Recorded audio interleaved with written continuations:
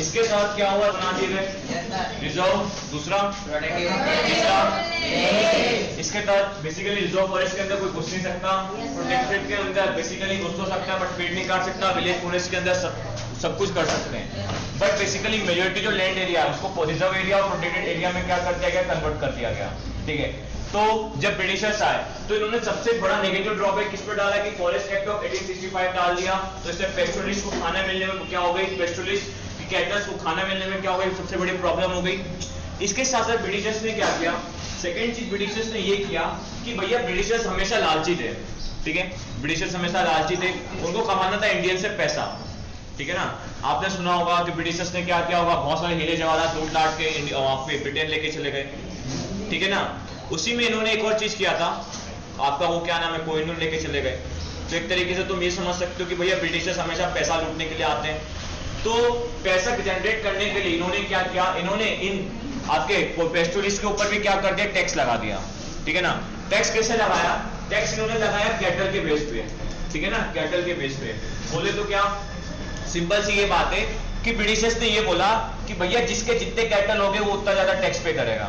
ठीक है ना, यदि मेरे पास समथिंग यदि 2000 कैटल्स है और यदि मैं पर बंदे मतलब पर कैटल पे यदि 2 रुपए, मतलब उस टाइम का 2 रुपए जो था बहुत ज्यादा था।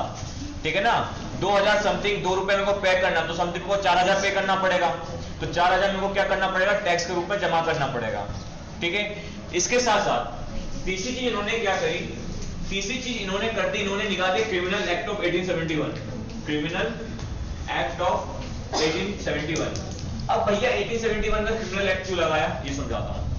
आपको याद होगा 1857 के अंदर रिवोल्ट हुआ था, याद है, सही में गर्दन हाँ या ना है, क्या है 1857 रिवोल्ट क्यों पड़ा है, 1857 की क्रांति बोली जाती है। 1857 की क्रांति में रानी लक्ष्मीबाई, तात्या टोपे, बहादुर शाह जफर, इन लोगों ने क्या किया था, आवाज उठाई थी।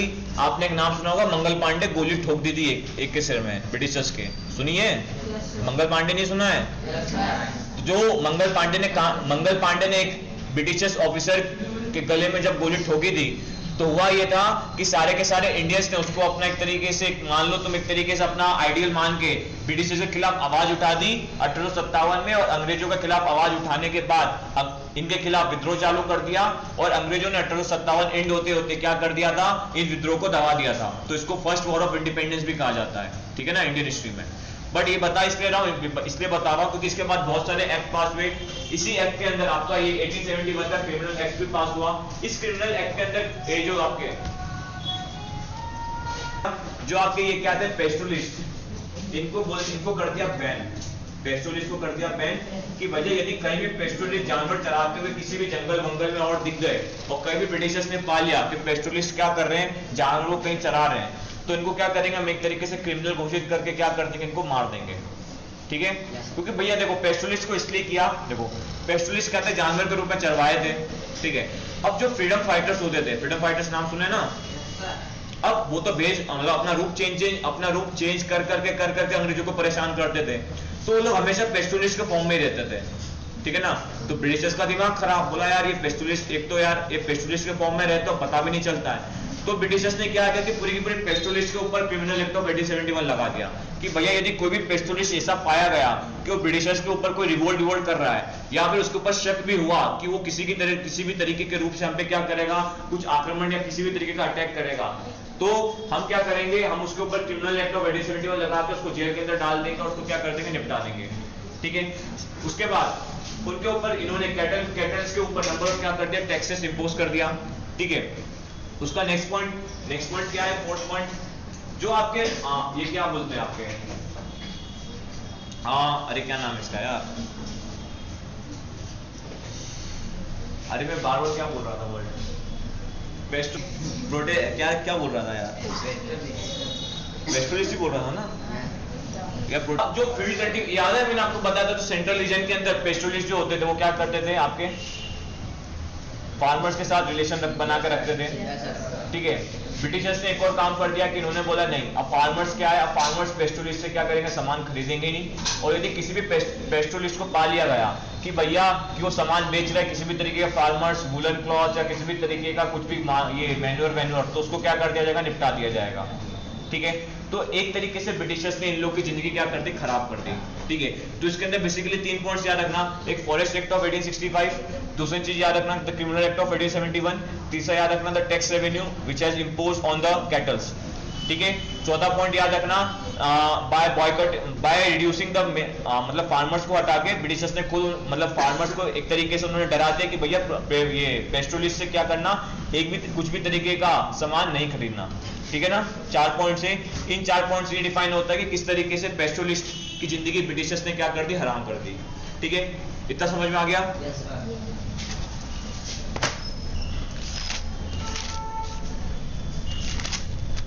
ब्रिटिशर्स ने अब इससे किस तरीके की उनकी जिंदगी, अब किस तरीके की उनकी जिंदगी इंपैक्ट होगी और उनकी जिंदगी में क्या चलेगा इन एक्ट के जरिए। तो सबसे पहला क्या होगा, सबसे पहला ये होगा natural restoration of पेस्टोलिस्ट growth stop. ये पॉइंट समझा रहा हूं, इस पॉइंट को समझ के रखना इंपॉर्टेंट है। देखो अब पहले के टाइम पे जो क्या होता था कि भैया ये लोग है ना चरवाए थे, ठीक है ना, एक जगह से दूसरी जगह घूमते थे, तो उनको क्लाइमेट वेजिटेशन के इनके रिगार्डिंग इनको इन्फॉर्मेशन अच्छी होती थी, इनको उसमें सीनियर सिटीजन भी होता था, ये बताता था हाँ भैया आज यहाँ ये मौसम है, कल यहाँ पे ये मौसम होगा, फिर आने वाले टाइम पे हमको यहाँ जाना है, यहाँ पे हमको खाने की फूड फैसिलिटी होगी। अब ब्रिटिशर्स ने क्या कर दिया, इम्पोज कर दिया। अब ये एक जगह पे क्या हो गए, रुक गए। अब एक जगह पे रुक गए तो ऑब्वियसली बात है इनके पास खाने के सोर्सेस नहीं बचेंगे, तो आने वाले जो इनकी पीढ़ी होती है उनके पास जो एक नेचुरल टैलेंट होता है, कौन सा टैलेंट, मौसम को प्रिडिक्ट करना, मौसम के बारे में जानना, किस तरीके से ना कहाँ पे क्या मिलने वाला है, किस तरीके से क्या नहीं मिलने वाला, वो क्या हो जाता है, खत्म हो जाता है। ठीक है ना, लाइक इन द सेंस आपको पुराने के टाइम पे एग्जांपल लेके समझाता हूँ। तुम्हारे फादर मदर है, ठीक है, और तुम्हारे ग्रैंडफादर भी है सपोज, ठीक है। ग्रैंडफादर ने फादर को ये सिखाया कि भैया घर कैसे बनाते हैं, घर को कितने बाय कितने इंच में नापा जाता है, कितने बाय कितने स्क्वायर फीट का होता है, कितनी ईंटें लगती है, कितना क्या खर्चा आता है, तुम्हारे पापा को ये मालूम है। पर अब मुझे ये बताओ कि आज तुम्हें मालूम है, क्यों नहीं मालूम है? जगह पे रुक गए। अब जिस जगह पे रुकेंगे वहां पे मानसून कहीं मतलब सपोज ये समझो यदि ये डांगर जो है, डांगर यदि सपोज समझो यदि कोंकण एरिया में रुक गया, कोंकण एरिया मालूम है ना क्वेश्चन के पास वाला, वहीं पे वो साल भर रह गया, ठीक है। अब मानसून का टाइम आएगा, मानसून का जब टाइम आएगा तो भैया समुद्र के अंदर लहरें उठेंगी, पानी ज्यादा होगा, जब पानी ज्यादा होगा तो उस एरिया के अंदर भी पानी जाएगा, और जब वहां पे पानी जाएगा तो भैया बाढ़ आएगी, और जब बाढ़ आएगी तो क्या होंगे, कैटल्स मरेंगे, तो एक तरीके से क्या होगा, नुकसान होगा उनका। दूसरी चीज, अब जो हिली एरियाज में बैठे हैं, हिली एरियाज में जो आपके बैठे हैं वो ठंड के टाइम पे अपना घर नहीं छोड़ सकते हैं ठंड आने से पहले, क्योंकि ब्रिटिशर्स ने इम्पोज करके रखा हुआ है टैक्स, तो भैया लोग ठंड कैटल्स होंगे और ठंड से मर जाएंगे। तो एक तरीके से एक जगह फिक्स होने से क्या होने लग गए थे, जो आपके ये चरवाहों के जो भी थे आपके जानवर से क्या होने लग गए थे, मरने लग गए थे, क्योंकि तो फूड वेजिटेशन ये सब क्या हो रहा था, प्रोवाइड नहीं हो पा रहा था। ठीक है, क्लियर है, कोई डाउट है? ठीक है, क्या पर नेचुरल टैलेंट का जो ग्रोथ था वो स्टॉप हो गया था, ठीक है ना। अब यदि सपोज समझो मेरे फैमिली के अंदर सब बावर्ची है, तो मेरे अंदर और मेरे सारे के सारे पुश्ते जो है वो बावर्ची समझते हो क्या, किसको बोलते हैं, हलवाई, ठीक है ना। बावर्ची थे, मेरे पापा भी बावर्ची थे, ठीक है। बट एक टाइम फैमिली के अंदर कुछ ऐसा हुआ कि मेरे पापा ने क्या किया, बावर्ची का प्रोफेशन छोड़ के किसी और प्रोफेशन में अडॉप्ट कर लिया, ठीक है।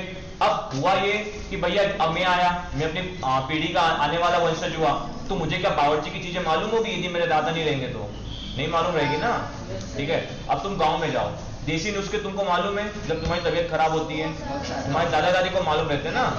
अब बाई चांस यदि सपोज समझो कि इसी टाइम की जो तुम्हारे आने वाली वंश पीढ़ी आ जाएगी, तो तुम उसको क्या बताओगे, कुछ नहीं बता पाओगे। तो उसी तरीके से ब्रिटिशर्स ने यही किया था कि भैया जो पुराने लोग थे वो तो मर गए, भैया मरेंगे ना ऑब्वियसली, मर गए तो भैया उनके पास जो भी नेचुरल टैलेंट था वो उन्होंने अपनी आने वाली पीढ़ी को क्या क्या डेडिकेट नहीं किया, डेडिकेट ना होने से उनका जो नेचुरल टैलेंट था वो गायब भी हो गया, मौसम प्रेडिक्शन की जो प्रोबेबिलिटी थी वो गायब भी हो गई, ठीक है ना। अब ये हमने देख लिया कि किस तरीके से प्रोटेस्टेंट की लाइफ उस वक्त चल रही थी, ठीक है। अब उसके बाद क्या हुआ, जब इंडिपेंडेंस हुआ, आफ्टर द इंडिपेंडेंस क्या हुआ, आफ्टर द इंडिपेंडेंस भी प्रोटेस्टेंट क्या बोल रहा हूँ यार, सॉरी, पेस्टुलिस्ट जो है, पेस्टुलिस्ट की जिंदगी में ज्यादा कुछ सुधार नहीं हुआ, ठीक है ना। सबसे पहला क्या हुआ भैया, जानवर तो भी मरने लग गए थे, तो ज्यादातर अमाउंट में जो पेस्टुलिस्ट थे उन्होंने क्या कर लिया, अपना प्रोफेशन ही शिफ्ट कर लिया, बोला कि भैया पेस्टुलिस्ट करना छोड़ो, अब एक काम करते हैं हम पीजेंट बन जाते हैं, ठीक है ना, क्योंकि जानवर मर रहे हैं, पैसे वैसे कुछ मिल नहीं रहे, तो हम क्या करते हैं, खेती बन जाते हो, क्या किसान बन जाते हो, क्या करते हैं, खेती करते हैं, ठीक है। दूसरी चीज क्या करी, दूसरी चीज क्या हुई, दूसरी चीज इन्होंने कर दी शिफ्टिंग एरिया, शिफ्टिंग एरिया, सुनो क्या है शिफ्टिंग एरिया। अब आपको याद होगा कि 15 अगस्त 1947 के पहले 14 अगस्त 1947 को इंडिया पाकिस्तान डिवाइड हुआ था, मालूम है कि नहीं, मालूम है ना।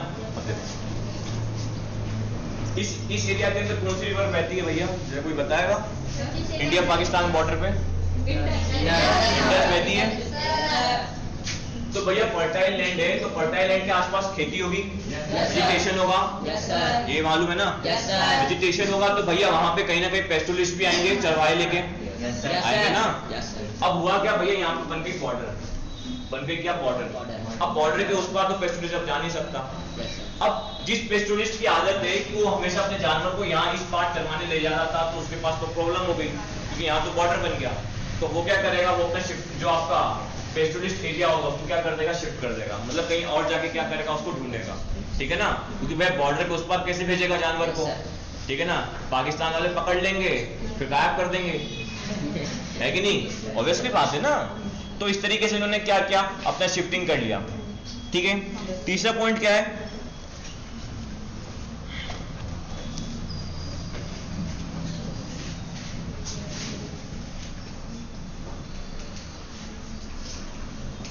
अब देखो कुछ पेस्टुलिस्ट ऐसे होते हैं जो क्या हो जाते हैं, समय के साथ साथ रिच हो जाते हैं, ठीक है ना, समय के साथ साथ रिच हो जाते हैं। तो वो पेस्टुलिस्ट बेसिकली क्या करते हैं, वो पेस्टुलिस्ट बेसिकली क्या करते हैं कि जैसे इंडिपेंडेंस होता है, इंडिपेंडेंस होता है, आपको याद होगा कि जब गुजरात पाकिस्तान इंडिया का जब इंडिपेंडेंस होता है, तो जो प्रॉपर्टीज होती है, जो सिटीजन होते हैं उनकी प्रॉपर्टी जो रहती है वो डिवाइड नहीं हो पाती है, ठीक है, तो लोग क्या करते हैं, अपने फटाफट करके प्रॉपर्टी बेचते हैं। तो जो ये प्रोटेस्ट, ये जो आपके क्या होते हैं, जो चरवाहे होते हैं, ये क्या करते हैं, उन प्रॉपर्टीज को खरीद लेते हैं, खरीद के अपने पास स्टोर कर लेते हैं, और एक तरीके से और क्या बन जाते हैं, रिच बन जाते हैं, ठीक है ना। तो इस तरीके से ये क्या आपके चरवाहों की जिंदगी में अपने इंडिया के पर्सपेक्टिव पे ये इम्पैक्ट हुआ, ठीक है ना। ये सारे के सारे सिंपल पॉइंट से बुक के अंदर पढ़ोगे समझ में आ जाएगा, ठीक है ना, कोई डाउट हो तो पूछ लेना, ठीक है। ये हुआ इंडिया के पर्सपेक्टिव पे खत्म हुआ, अब आते हैं अफ्रीका के पर्सपेक्टिव पे, ठीक है, ठीक है, हिस्ट्री खत्म, टेंशन खत्म। अफ्रीका में भी क्या हुआ, पेस्टुलिस्ट के साथ क्या हुआ उसके बारे में। तो एक कम्युनिटी है मसाई, ये भी एक तरीके से ट्राइबल कम्युनिटी, साथ साथ क्या है, पेस्टुलिस्ट कम्युनिटी है। इसके अंदर बेसिकली दो टाइप के लोग हैं, एक है आपके कौन से एल्डर्स और एक है आपके यंगर्स, ठीक है। एल्डर मतलब समझते हो, यस सर, क्या होता है,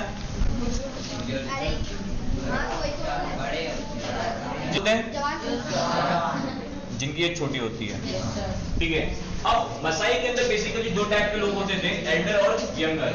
अब जो एल्डर होते हैं ये बेसिकली मसाई किस तरीके से, मतलब मसाई कम्युनिटी के अंदर क्या क्या रूल्स बनेंगे, क्या क्या रेगुलेशंस बनेंगे, क्या क्या त्योहार सेलिब्रेट करना है, क्या क्या नहीं करना है, क्या करना है, तो सारे रूल्स एंड रेगुलेशन जो डिसाइड करते थे वो आपके कौन डिसाइड करते थे, एल्डर्स, ठीक है। उसके बाद जो यंगर्स होते थे, यंगर्स का जो काम इधर, यंगर्स का जो काम है, इनका बेसिकली काम है सिक्योरिटी से रिलेटेड, सिक्योरिटी से रिलेटेड, ठीक है। सिक्योरिटी बोले तो क्या भैया, जानवर की कोचिंग करना, कोई बाहर से कोई जानवर हम पे हमला ना कर दे, आसपास की ट्राइब जो है उसकी सुरक्षा करना, बच्चे बाहर न चले जाए, तो एक तरीके से सिक्योरिटी पर्पस से का जो काम था वो किनके पास था, यंगर के पास रहता था, ठीक है। अब जो आपकी मसाई कम्युनिटी है, अब यहाँ ये जो मसाई कम्युनिटी है ये आपके बेसिकली कहाँ पे है, ये बेसिकली आपके दो कंट्रीज के यहाँ पे पड़ती है, ठीक है। एक कंट्री का नाम है आपका तंजानिया, ठीक है, और दूसरी कंट्री का नाम है आपका केनिया। ठीक है ना, कंट्रीज के नाम में अफ्रीका में देख लेना, ठीक है। अब सुनो इधर कहानी, कहानी क्या है देखो। यहाँ पे क्या होता है भैया, ये लोग बैठे रहते हैं, ब्रिटिशर्स आने के पहले की कहानी सुनाऊंगा, ठीक है। होता क्या है कि जब तक ब्रिटिशर्स नहीं आते हैं तब तक तो भैया ये जो मसाई होता है इतना डोमिनेंट रहता है इस एरिया के ऊपर पूरा का पूरा, ठीक है ना। हाफ ऑफ जो एग्रीकल्चर जो होता है वो बेसिकली कौन करते रहते हैं, मसाइस करते रहते हैं, ठीक है। मसाइस ही क्या होते हैं, बेसिकली पेस्टोरिस्ट होते हैं, बेसिकली पीजेंट्स होते हैं, सब कुछ काम जो हाफ ऑफ द एग्रीकल्चर है वो मसाइस के अंदर क्या रहता था, डिमांड के अंदर रहता था, मतलब मसाई सारे का सारा काम करते थे, ठीक है। अब एकदम से एंट्री होती है अपने सनी देओल की, मतलब किसकी, ब्रिटिशर्स की, ठीक है। ब्रिटिशर्स आते हैं, ब्रिटिशर्स देखते हैं हाँ भैया ये सब चल रहा है, ये सब एग्रीकल्चर के प्रोडक्ट्स ये सब हो रहे हैं। अब ब्रिटिशर्स का स्वभाव जो रहता है हमेशा लालची स्वभाव रहता है, ठीक है ना। तो कहानी में ये हो जाता है कि जैसे ब्रिटिश आते हैं तो सबसे पहले ये क्या करते हैं, सबसे पहले इनके ऊपर कर देते हैं टैक्स इंपोज। मतलब ब्रिटिशर्स का सबसे बड़ा काम है कि उनको टैक्स देना है, मतलब उनको टैक्स इंपोज करके पैसे कलेक्ट करना है, ठीक है। तो सबसे पहले क्या कर देते हैं, ये इंपोज कर देते हैं, इन लोगों पे भी क्या कर देते हैं, टैक्स इंपोज कर देते हैं, ठीक है ना।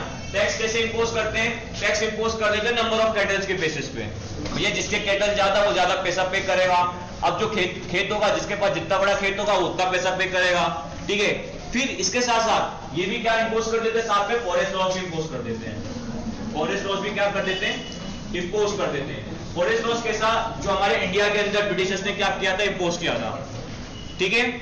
इसके साथ साथ तीसरी चीज इन्होंने क्या करी, तीसरी चीज इन्होंने ये कर दी कि जो आपके एल्डर और यंगर है, ठीक है, इनके कुछ सब हेड्स बना दिए, सब हेड्स बना दिए। सब हेड्स मतलब क्या, एल्डर और यंगर के कुछ सब हेड्स बोले तो क्या, सब हेड मतलब सब हेड का बेसिकली मीनिंग वो होता है कि कुछ ऐसे नॉमिनेट, कुछ ऐसे पर्संस जो ब्रिटिश काउंसिल्स के अंदर, मतलब ब्रिटिशर्स को क्या करेंगे, टैक्स कलेक्ट करके लाके क्या करेंगे, सबमिट करेंगे, ठीक है ना। सारे के सारे कम्युनिटीज, सारे के सारे लोगों से टैक्स लेके क्या करेंगे, सबमिट करेंगे, और ब्रिटिशर्स क्या करेगा, उनसे टैक्स क्या लेगा, कलेक्ट करके अपने पास रख लेगा, ठीक है। और साथ ही साथ जो आपके सब हेड्स हैं ये क्या करेंगे, ये ऑल ओवर मिजिल्स और ऑल ओवर मिजिल्स के अलावा भी जितनी भी ट्राइबल और जितनी भी पेस्टोरिस्ट कम्युनिटी इनके ऊपर क्या करेगी, नजर रखेगी, कोई भी किसी तरीके से कोई गलत काम ना करे, कोई किसी भी तरीके से पेस्टोरिस्ट ब्रिटिशर्स के खिलाफ कोई आवाज ना उठाए, इसके बारे में जो भी इंफॉर्मेशन है वो कौन प्रोवाइड करेगी, सब हेड्स करेगी, ठीक है।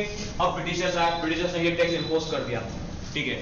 बट इसमें सबसे बड़ी प्रॉब्लम कब आ जाती है, इसमें सबसे बड़ी प्रॉब्लम तब आती है जब दो चीज ब्रिटिशर्स करके चले जाते हैं, ठीक है। इतनी कहानी समझ में आ रही ना। तंजानिया और केन्या कंट्रीज हैं, ठीक है ना, जहां पे लोग रहते हैं। इसके अंदर सबसे बड़ी जो प्रॉब्लम होती है, सबसे बड़ी प्रॉब्लम होती है 1814 के अंदर, ठीक है ना। 1814 के अंदर 1814 के अंदर बेसिकली क्या होता है, ये आपका चैप्टर बेसिकली ये 10th में है, बस हल्का सा बता रहा हूं। 1814 के अंदर अफ्रीका जो होता है, अफ्रीका को है ना बाय स्केल मतलब नॉर्मली जिस तरीके से आप सबको समझिए लैंड एरिया है, इसको ऐसे ऐसे करके मैं ना ऐसे करके डिवाइड कर दूंगा।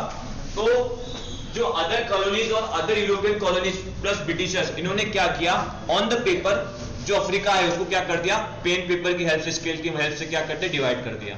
डिवाइड करके बेसिकली प्रॉब्लम क्या हो गया कि भैया इन्होंने केन्या और ये जो आपका तंजानिया इसको इस तरीके से डिवाइड कर दिया कि आधी मिडिल्स यहाँ पे हो गई, आधी मिडिल्स यहाँ पे हो गई, ठीक है। इसके साथ साथ यहाँ पे उन्होंने क्या करवा दी, फेंसिंग करवा दी। फेंसिंग समझते हो? Yes sir. फेंसिंग करवा दी। अब बड़ी प्रॉब्लम ये हो गई कि भैया जो मिडिल्स यहाँ पे हो यहाँ नहीं जा सकते और जो यहाँ पे हो यहाँ नहीं आ सकते, तो मिडिल्स का दिमाग खराब हो गया, अरे ये क्या नाटक पाल दिया इन्होंने, ठीक है। तो सबसे बड़ा नेगेटिव ड्रॉबैक इन्होंने क्या कर दिया कि मिडिल्स के अंदर एक फेंसिंग लगा दी, कंट्रीज का क्या कर दिया, डिविडेशन कर दिया, ठीक है। इसके साथ साथ इनके ऊपर एक और प्रॉब्लम ये हो गई कि इस टाइम पीरियड के अंदर एक एनिमल डिसीज फैल गई,